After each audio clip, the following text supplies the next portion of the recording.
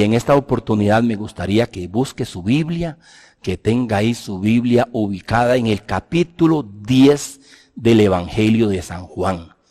Capítulo 10 en el Evangelio de San Juan.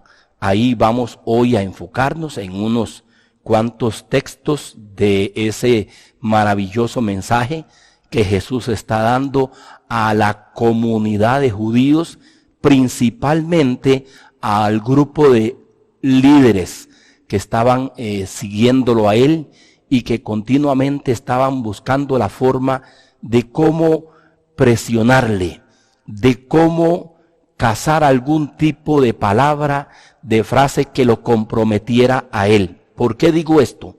Bueno, mis hermanos, antes de que leamos el capítulo 10 en esta mañana, ojalá ubíquelo ahí en el versículo 1, quisiera mencionar brevemente el contexto en el cual se está dando esta narrativa que el evangelista Juan y también el apóstol Juan está recogiendo. Los pasajes o narrativas anteriores, como la que luego está del capítulo 10, tiene que ver con eventos, con milagros que Jesús realizó y con relaciones que Jesús estableció. Por ejemplo, en el capítulo 8, Jesús se nos habla cómo a él le llevaron a una mujer que había sido encontrada en el acto mismo del adulterio. Y en esos primeros 11 versículos del capítulo 8, él hace toda una interacción entre los líderes religiosos que condujeron a esta mujer ante Jesús en el templo de forma humillante, vergonzosa, de una forma totalmente salida de la que sería la ética y la moral y la forma correcta en que debe de ser tratado. Y lo más interesante es que solo a la mujer trajeron, no trajeron al hombre, porque la narrativa nos dice que fue sorprendida en el acto mismo de el adulterio. Solo a ella dejaron ir libre al hombre y a ella la trajeron. A partir del verso 12, en el capítulo 8, Jesús tiene un gran mensaje sobre quién es Él como luz del mundo.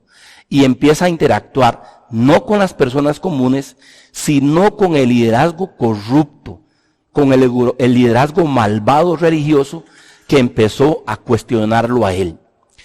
Luego en el capítulo 9, nuevamente, dice que Jesús pasando encontró o se topó o entró en una relación con un ciego de nacimiento, a quien también Jesús de forma maravillosa dice que le dio la vista.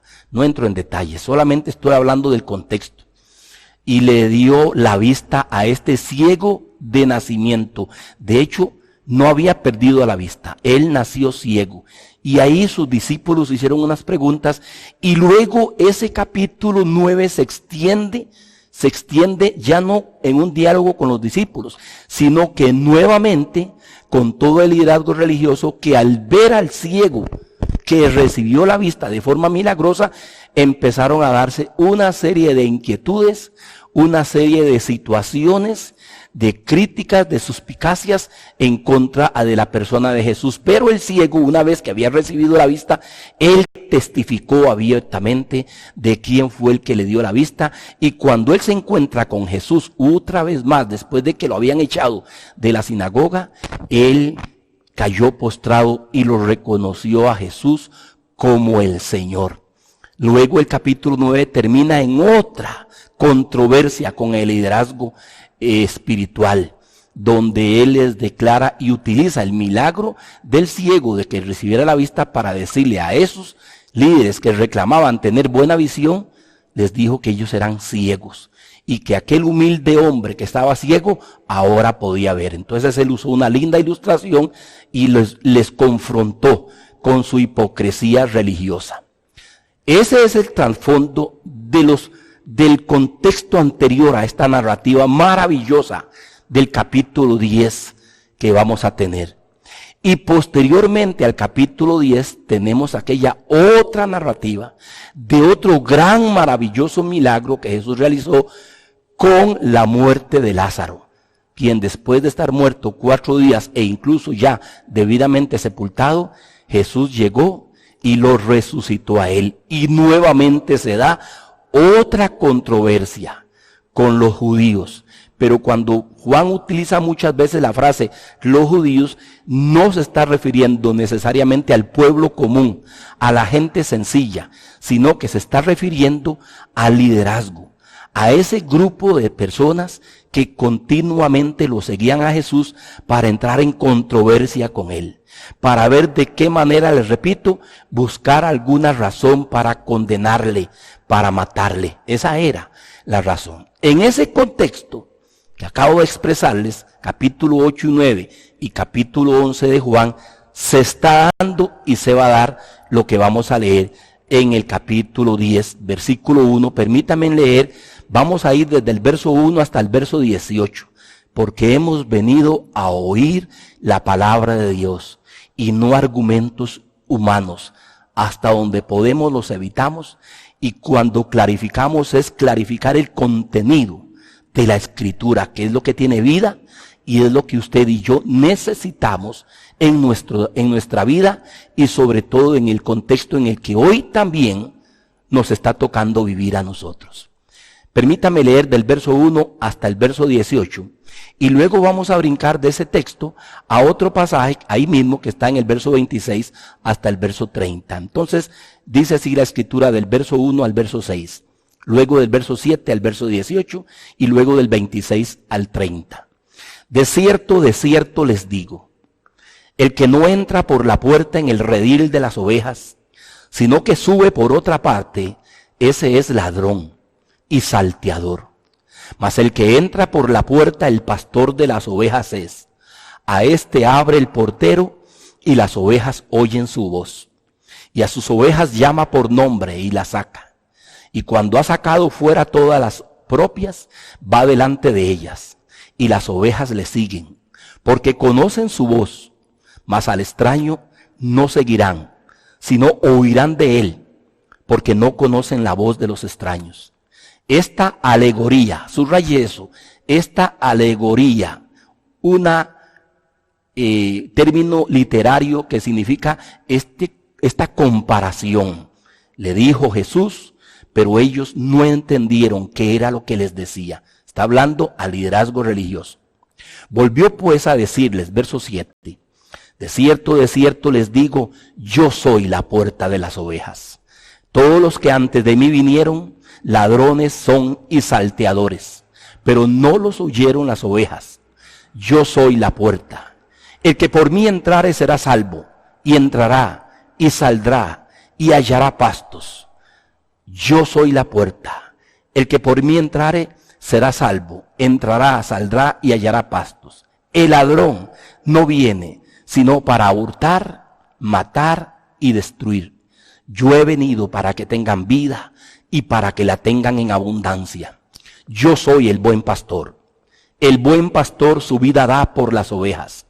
Mas el asalariado, y que no es el pastor, de quien no son propias las ovejas, ve venir al lobo y deja las ovejas y huye.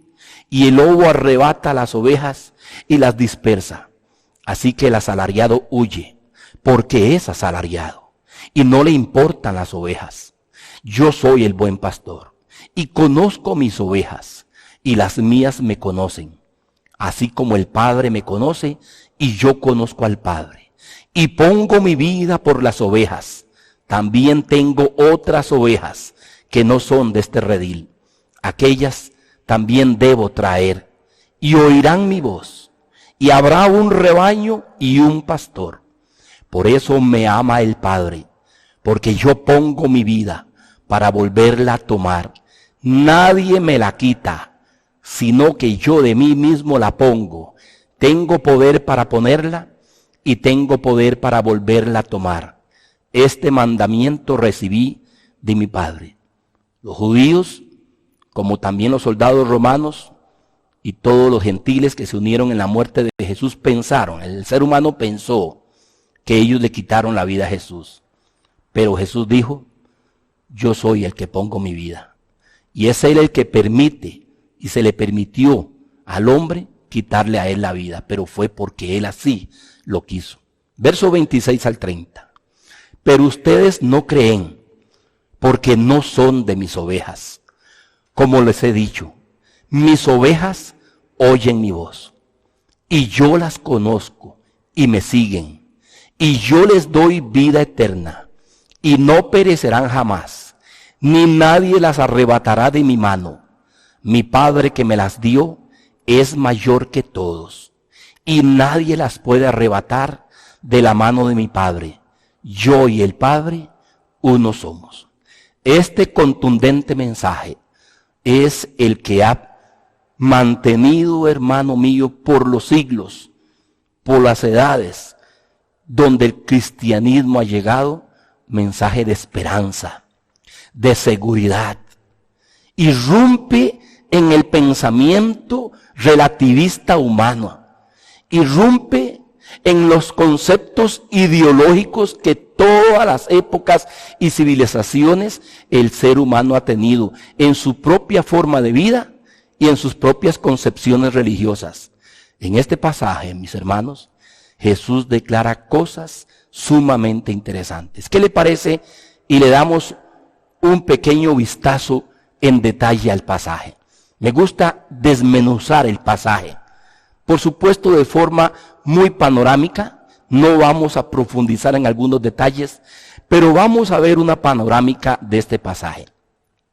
En primer lugar, empecemos con la parte negativa, que es a la que Jesús le dedica menos tiempo. Es un detalle principal que usted va a ver en esta porción que he leído del capítulo 10 de Juan.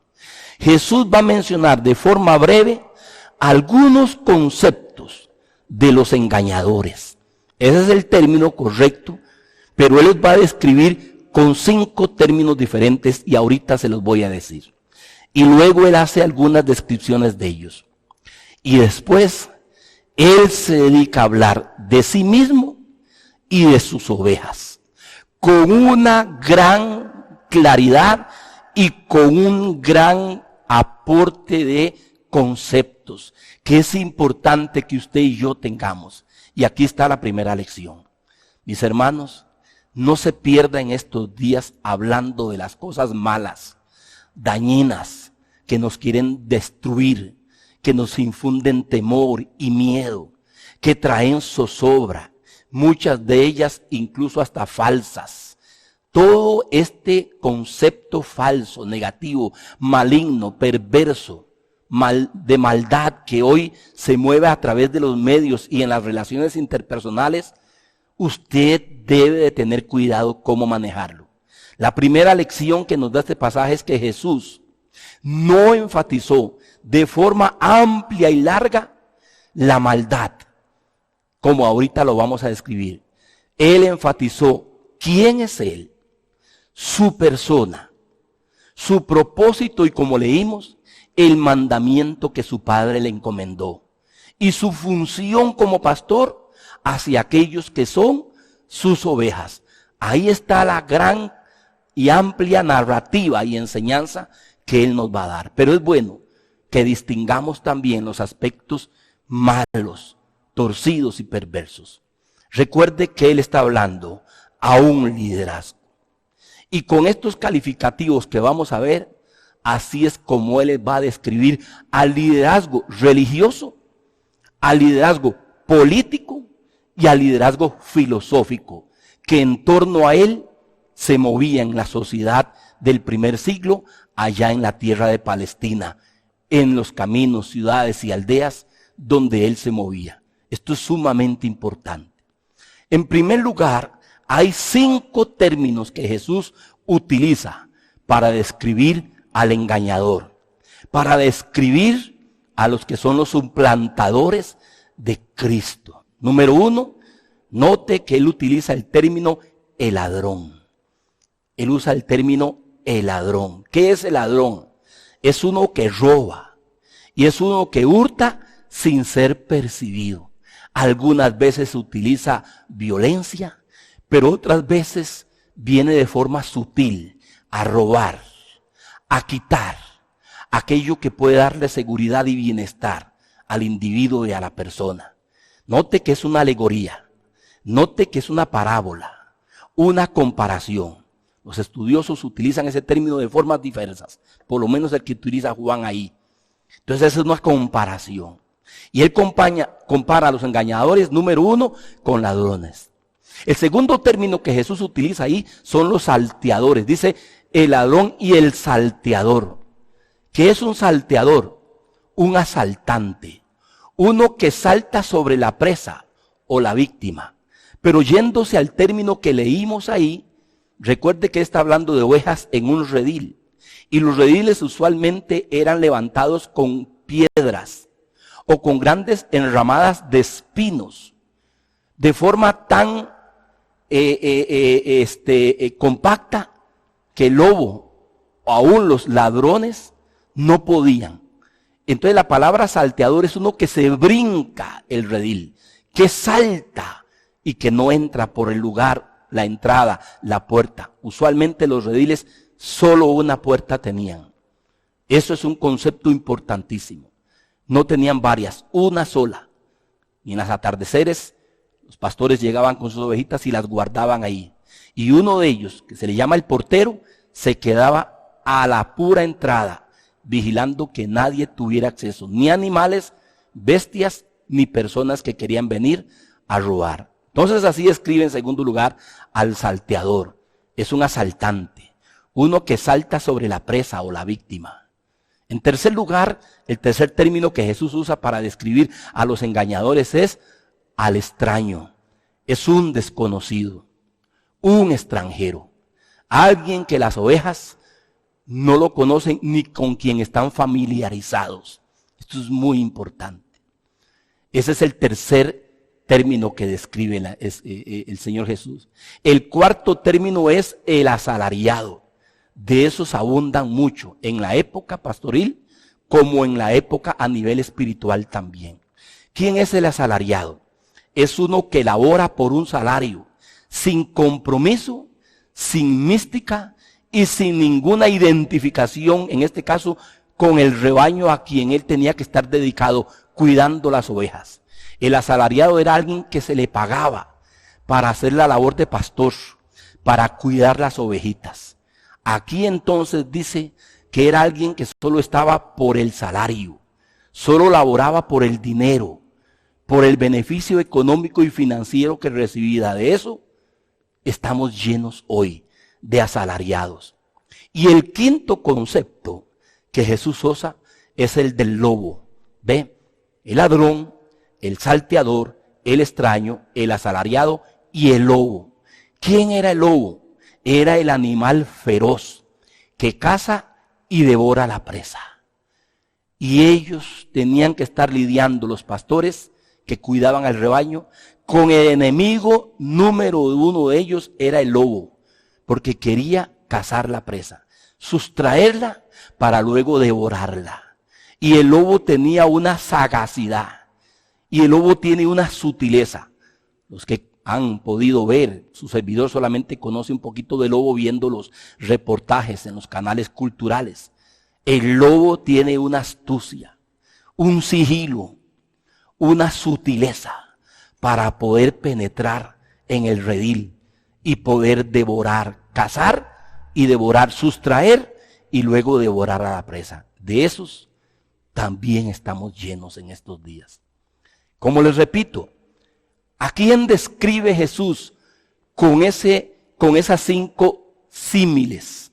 Describe a aquellos que son suplantadores de él. Describe a los falsos. Describe a los impostores. Describe a los mentirosos. Y describe a los engañadores, a los embusteros, a los anticristos. Permítame decir que en estos días, en todas las áreas del quehacer humano, se está suplantando a Cristo por ideologías, por filosofías, por creencias, e incluso algunos se están atreviendo a levantarse como grandes solucionadores de pandemias, de problemas económicos, de crisis financieras, y muchos también de ese tipo y de ese corte se han infiltrado en las arenas del cristianismo. Ellos salen también como su servidor a través de las redes sociales, a través de los medios. Son agresivos. Tienen una forma de expresarse muy persuasiva, muy especial. Y como les digo, en todos los campos del quehacer humano están ahí. Este tipo de engañadores están también en las universidades, están en los colegios, están en las redes con propuestas humanistas, con propuestas idealistas. ¿Por qué? Porque recuerde que vivimos en el siglo XXI, en una sociedad relativista, en una sociedad subjetivista, donde cada uno está determinando lo que le parece de su vida presente y aún de la eternidad. Tenemos los materialistas, tenemos los relativistas, tenemos los ideólogos y todo tipo de gente que está tratando de levantar nuevos movimientos, supuestamente de justicia, de un nuevo orden, de una nueva conciencia humana. Todo eso es lo que Cristo está señalando como ladrones, salteadores, extraños, asalariados y lobos. Y saber que muchos en el mundo cristiano también los están siguiendo y los están recibiendo y los están escuchando. ¿Por qué? Porque cuando usted no tiene el conocimiento correcto de la palabra de Dios, usted es fácilmente seducido. Usted es una persona ingenua a quien fácilmente pueden distraer. Y por supuesto usted va a seguir esos postulados. Algunos incluso de forma artilocuente utilizan la escritura y algunos pasajes de la escritura para convencer que también son enviados de Jesús. No, ellos son falsos, son anticristos. Nótelo usted en las páginas de Facebook y nótelo usted en las páginas de YouTube o de Google. Es la figura de ellos, su imagen sonriente, con multitudes que lo siguen y con grandes letras o palabras que anuncian cuántos seguidores tienen ellos. Mis amados, eso no es cristianismo y eso tampoco es imitar al príncipe de los pastores, al pastor de los pastores. ¿Cómo los describe Jesús? Número 1, ya menciona esos 5, pero ¿cómo los describe? Seguimos ahí, en esas cualidades de esos 5 tipos que Jesús usa. ¿Cómo los describe? Note que lo que leímos dice que no entran por la puerta, que es Jesús. Ahorita vamos a ver eso. No entran por la puerta del rehén, sino que suben por otra parte, se brincan, usan artimañas, usan subterfugios, usan sutilezas. Ellos llegan para ver de qué forma, de forma ingenua. Recuerden que la ovejita tiene una cualidad, es muy ingenua, es muy dócil. La oveja tiene una cualidad que es bastante ignorante. Y eso es un detalle. Jesús no usó el buey, ni la vaca, ni los perros, ni los caballos para describirse a sí mismo como el que los guía a ellos. Jesús utiliza un tipo de animal, las ovejas. Ahora, no solo eso. Recuerde que Jesús es judío, es hebreo. Y la cultura hebrea desde el tiempo de Abraham se dedicó a la labor pastoril. Abraham, Isaac, Jacob fueron pastores.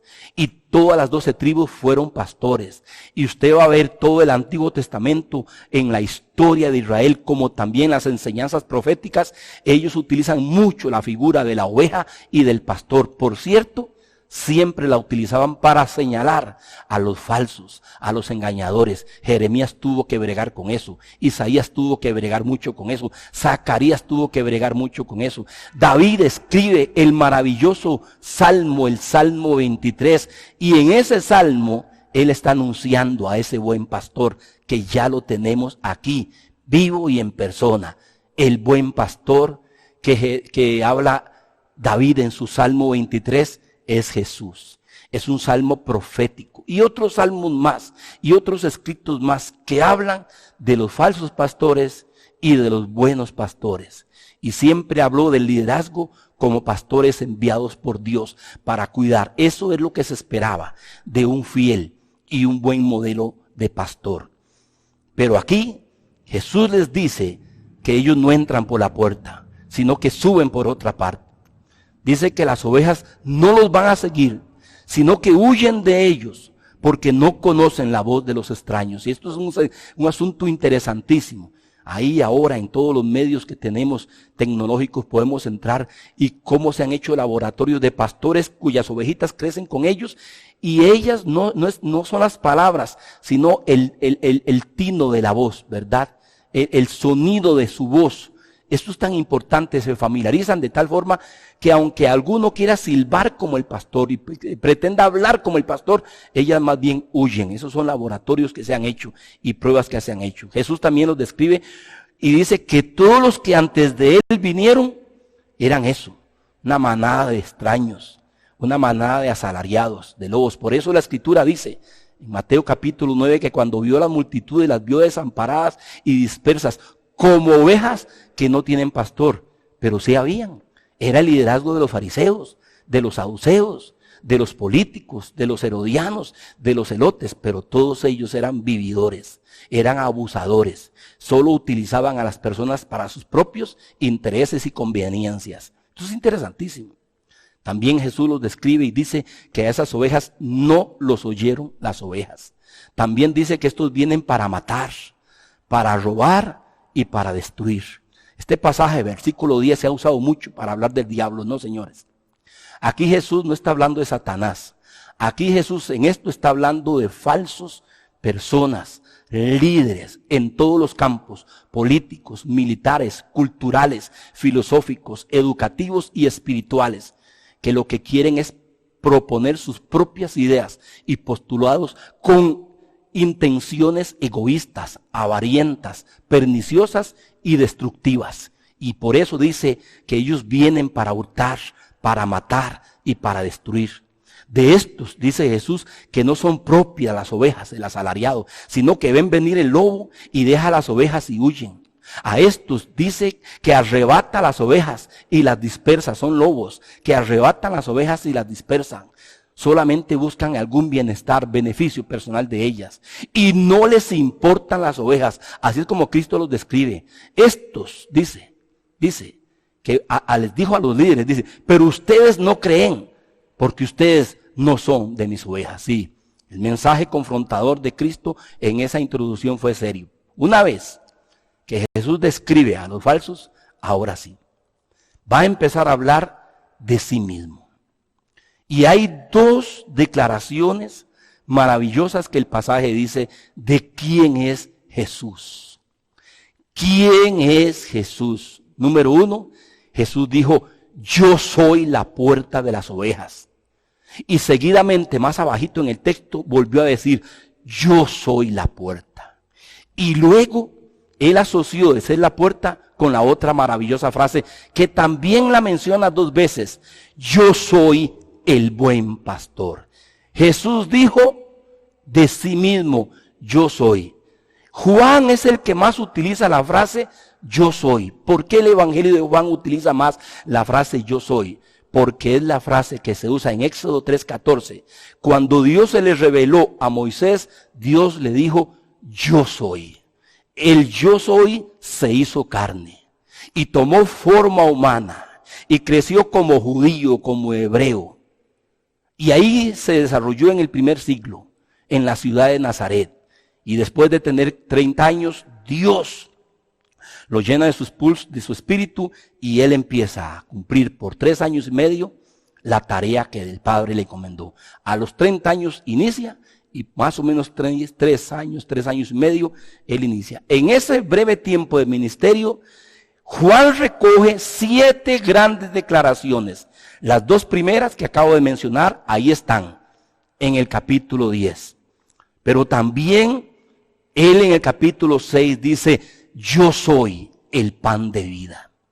En el capítulo 8, a propósito de la mujer adúltera, él dice, yo soy la luz del mundo. En el capítulo 11, en la resurrección de Lázaro, él dice, yo soy la resurrección y la vida.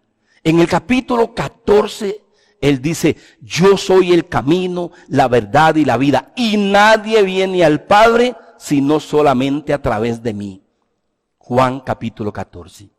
Y luego en el capítulo 15 está la última declaración de quién es Jesús. Yo soy la vid verdadera. Juan recoge 7 grandes declaraciones Y de esas 7 grandes declaraciones, acabamos de tener el capítulo 2. Yo soy la puerta de las ovejas, o yo soy la puerta, y yo soy el buen pastor. Hermanos, no es su servidor el buen pastor. Su servidor solamente es un instrumento, un servidor de Dios para conducirlo a usted al buen pastor que se llama Jesucristo. En estos días de pandemia y en estos días donde una serie de cosas normales no hemos podido practicar, se ha visto realmente de quién es pastor Jesús y quién es oveja de ese verdadero pastor. Su servidor solamente es alguien que le va a ayudar a usted, que lo va a alentar, lo va a animar, no a dirigirlo hacia mi persona, sino a dirigirlo hacia Jesucristo. Él es el buen pastor del Salmo 23. Es Él el buen pastor de Ezequiel 34. Es Él el buen pastor de Juan capítulo 10. Y Él es el buen pastor de Primera de Pedro capítulo 5. Mis amados, es importante tener claro esto. Por eso Él empieza. Luego, una vez que declara quién es Él, Él empieza a dar las características del buen pastor y de sus ovejas. Ahora bien, quiero mencionar una frase interesante. Lo que acabo de hablar de Jesús y lo que Jesús está hablando de sí mismo en esta porción de Juan capítulo 10, son las declaraciones absolutas de Cristo sobre sí mismo. Esto significa, mis hermanos, que Él es único y no uno entre muchos. Y es aquí donde los que conocen, por eso rechazan a Jesús. Porque es aquí donde a Jesús, desde esta perspectiva, que Él mismo habla de sí mismo, se vuelve intolerante y exclusivista. ¿Por qué intolerante? Porque no hay otro camino. Porque no hay otra vida eterna aparte de Jesús. Porque no hay otro buen pastor. Porque no hay otro que dé resurrección. Porque no hay otro que sea la vid verdadera. Porque no hay otro que tenga la verdad, ni que sea el camino, ni la vida. Por eso Jesús dijo que todos los que vinieron antes de Él, pretendiendo darle a la humanidad o a su pueblo soluciones, eran asaltantes, engañadores, suplantores. Y lo mismo hoy, cualquiera que le esté robando a usted su espiritualidad y una cosmovisión de la vida y del mundo cristocéntrica, centrada en los principios divinos de la verdad de Dios en su palabra, es un salteador, es un engañador, es un embustero, es falso.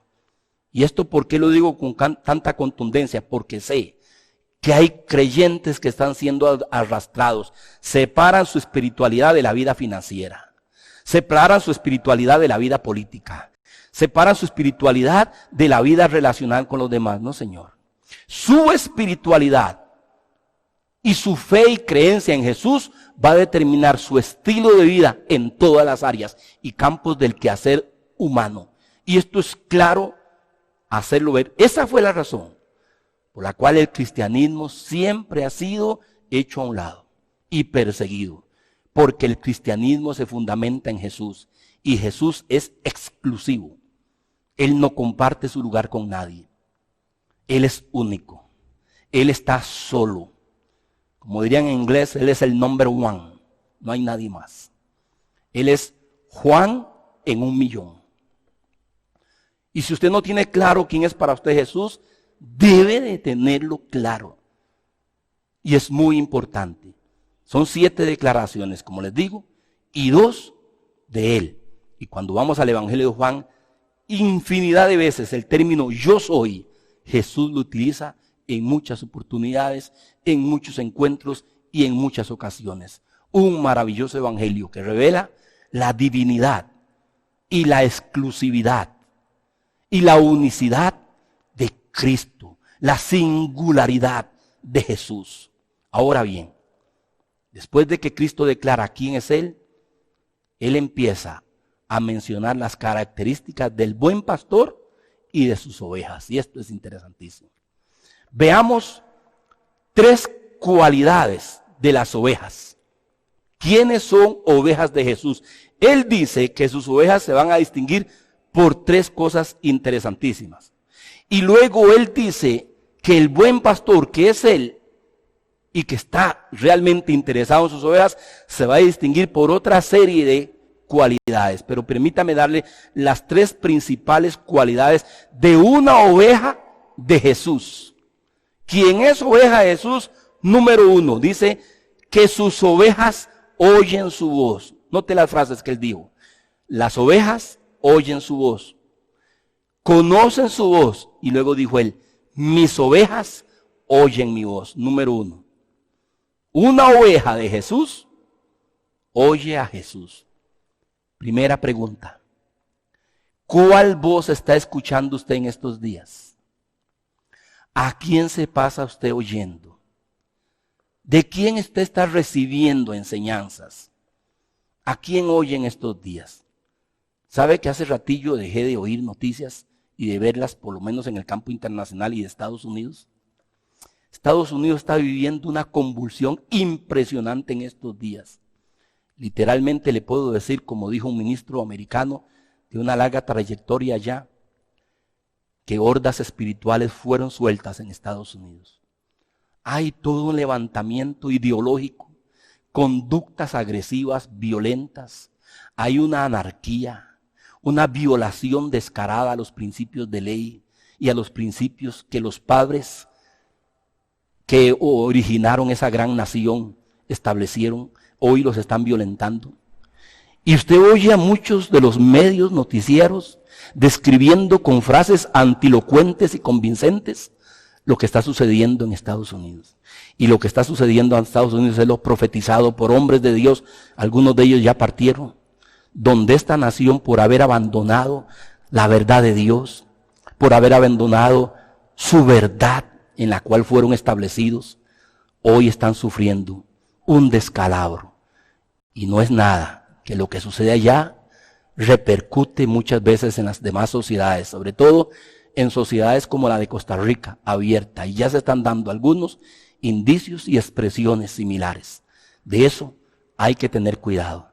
La oveja de Cristo oye a Jesús, y la verdad de Jesús solo en un lugar está, en la Biblia. No está en la universidad, ni en el Congreso, ni en la Corte Suprema de Justicia.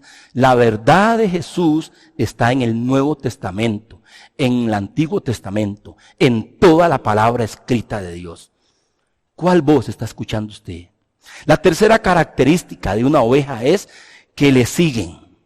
Dice, las ovejas le siguen. Y luego más adelante él dijo, y me siguen.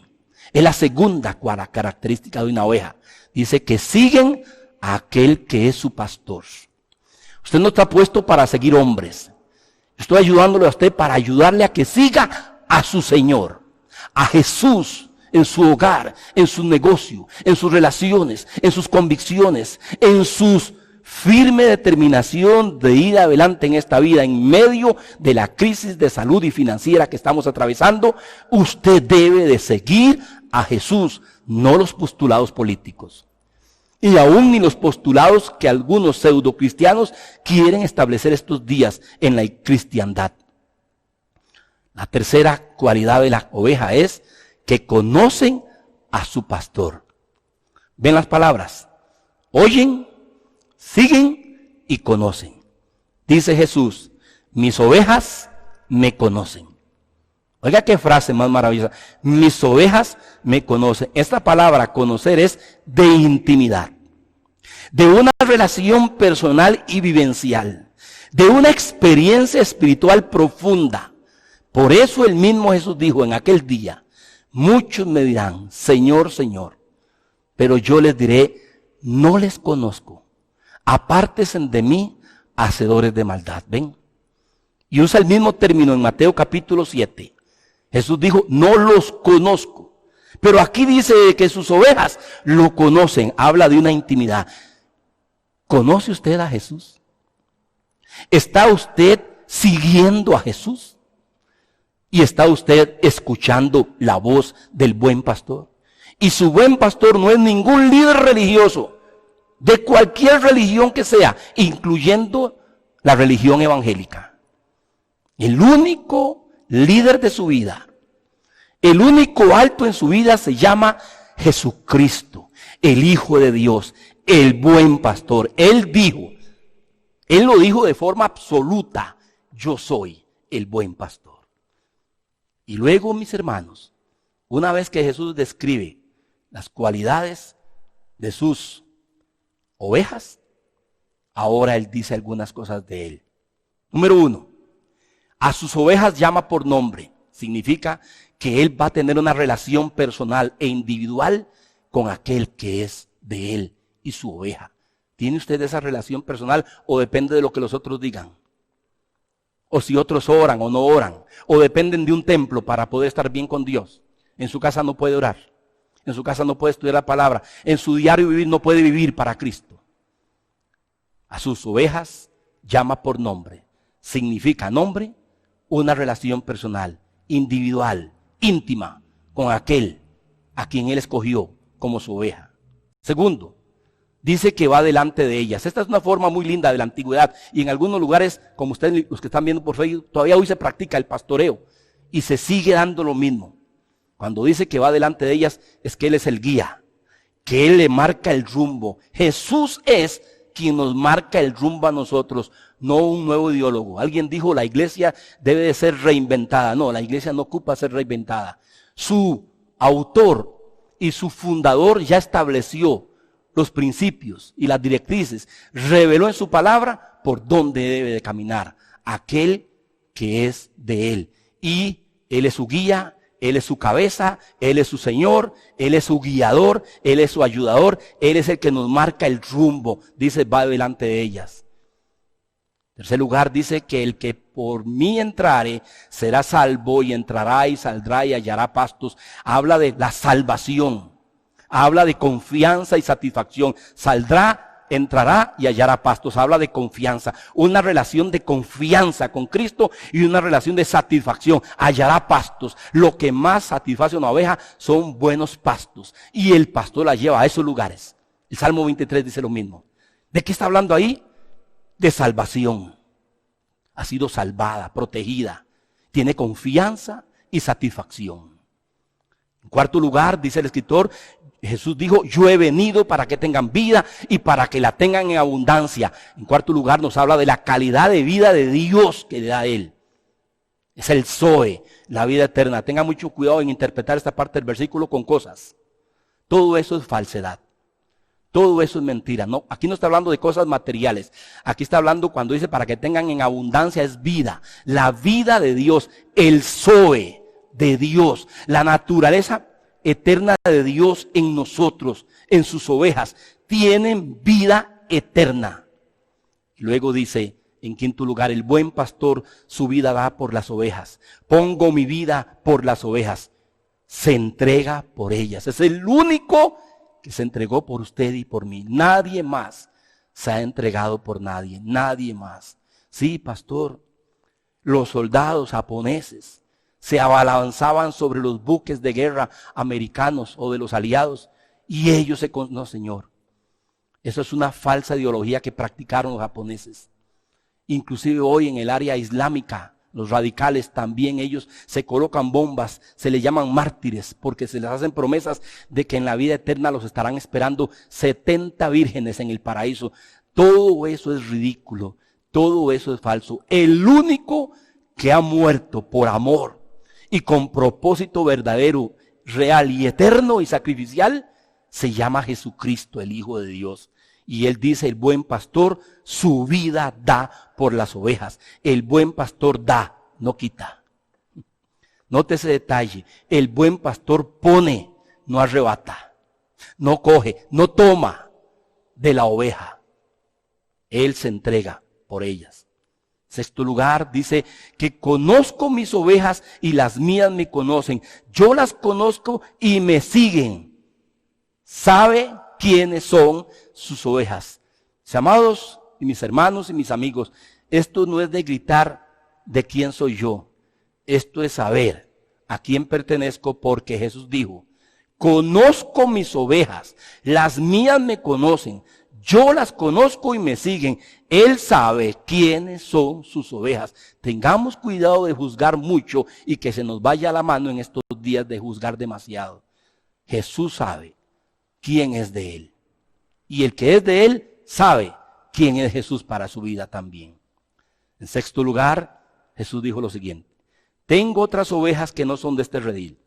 Aquellas también debo de traer y oirán mi voz, y habrá un rebaño y un pastor. Aquí está hablando aquel futuro que iba a venir después de su resurrección, donde judíos y gentiles iban a creer en Él, iba a ser un solo rebaño. Por eso está hablando de un solo rebaño, de un solo pastor. Judíos y gentiles en la misma comunidad de fe, lavados en la misma sangre preciosa y bajo el mismo señorío y bajo el mismo principio de la verdad de Jesús. Por eso dice, tengo otras ovejas que deben de venir. Está hablando de lo que iba a darse luego en el libro de Hechos. Judíos y gentiles conformamos el gran rebaño de los nacidos de Dios. En séptimo lugar dice, por eso me ama el Padre, porque yo pongo mi vida para volverla a tomar. Nadie me la quita, sino que yo de mí mismo la pongo. Tengo poder para ponerla y tengo poder para volverla a tomar. Este mandamiento recibí de mi Padre. ¿De qué está hablando aquí Cristo? El sacrificio voluntario y obediente de su propia vida, y cómo también de la misma forma Él iba a resucitar, porque el Padre le dio la autoridad. Ni Mahoma pudo hablar así, ni tampoco Buda pudo hablar así, ni Confucio pudo hablar así, y ningún hombre ni líder religioso ha podido hablar las palabras que Jesús únicamente ha podido hablar, y es su verdad. Jesús es único. Él tiene poder para poner su vida y para tomarla, y Él lo hizo. Lo hizo cuando se dejó crucificar. Lo hizo cuando se dejó pasar por ese proceso horrible que le hemos llamado la pasión. Y luego Él fue sepultado. Y en la tumba, con la autoridad del Espíritu y del Padre, resucitó totalmente perfecto. Eso es lo que Él dijo. Este mandamiento recibí de mi Padre. Su sacrificio voluntario y obediente, así como la resurrección, que es lo que nos da hoy esperanza a nosotros de vida eterna. Nos da seguridad de nuestra fe y nos da confianza en sus promesas. Solo Él lo puede hacer. Y por eso Él dice, yo les doy vida eterna. Jesús es el único que imparte la vida eterna. La vida eterna no está en nadie más, ni en algún tipo de fuente de agua escondida en África, o en algún rincón asiático, o en algún lugar profundo de la mar, ¿verdad? De alguno de los océanos. La vida eterna solo está en Jesucristo. Y Jesús, en el capítulo 17 de Juan, que fue la gran oración sacerdotal que Él hizo, Él dijo lo siguiente en Juan 17, 1 y 2. Y esta es la vida eterna, que te conozcan a ti, el único Dios verdadero, y a tu Hijo Jesucristo, a quien tú has enviado. Por eso Jesús dijo, el que tiene al Hijo, tiene la vida. Y el que no tiene al Hijo, no tiene la vida, sino que la ira de Dios está sobre él. Esto lo dijo Jesús.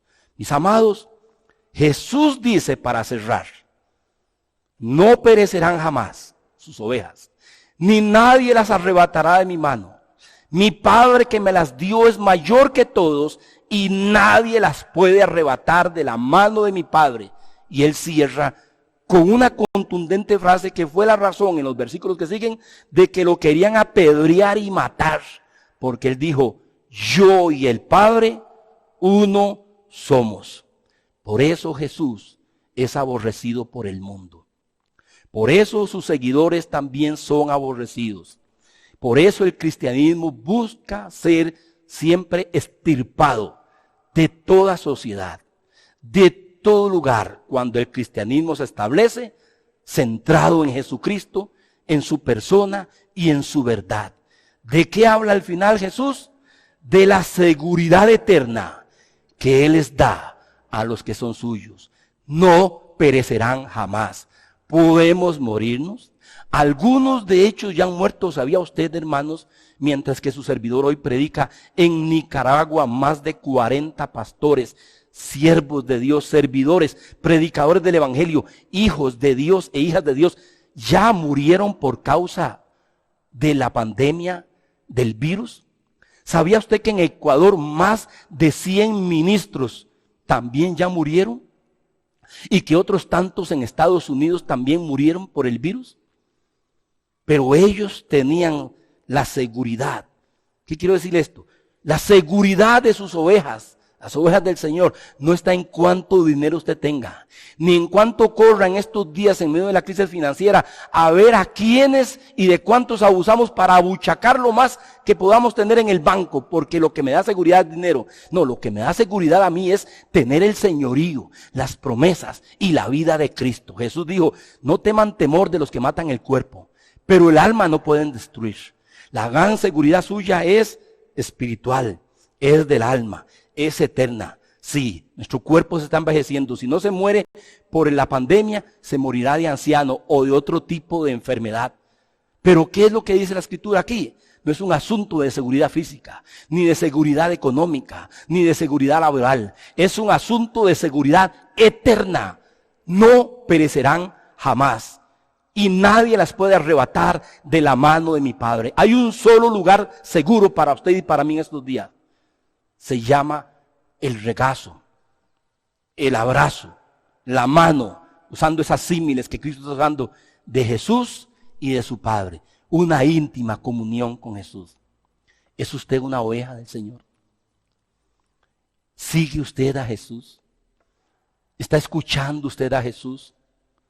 Es tiempo para profundizarnos en la relación con Él, en su verdad y en chequear bien cómo está nuestra relación con Dios. Si Jesús no es el Señor de su vida, invítelo ahí a que sea el buen pastor. El buen pastor dio la vida por usted. El buen pastor va a ir delante de usted. El buen pastor lo va a proteger. El buen pastor le va a dar seguridad eterna. El buen pastor le da garantía presente y futura y eterna de que usted no se perderá, de que usted podrá pasar por el valle, ¿verdad? Por el valle de la sombra y de la muerte, como dijo el salmista en Salmo 23, no temeré mal alguno, porque tú estarás conmigo, tu vara y tu cayado me infundirán aliento, y en la casa del Señor estaré por largos días. De ese salmo, ese es de que estoy hablándoles, ese es el buen pastor, se llama Jesús, no el rey David, Jesucristo es nuestro buen pastor. Que usted pueda abrirle hoy el corazón, si no es de su vida. Y para usted que lo es, aférrese. Hay una relación de confianza, de seguridad, de satisfacción en Cristo Jesús. Solamente en Él.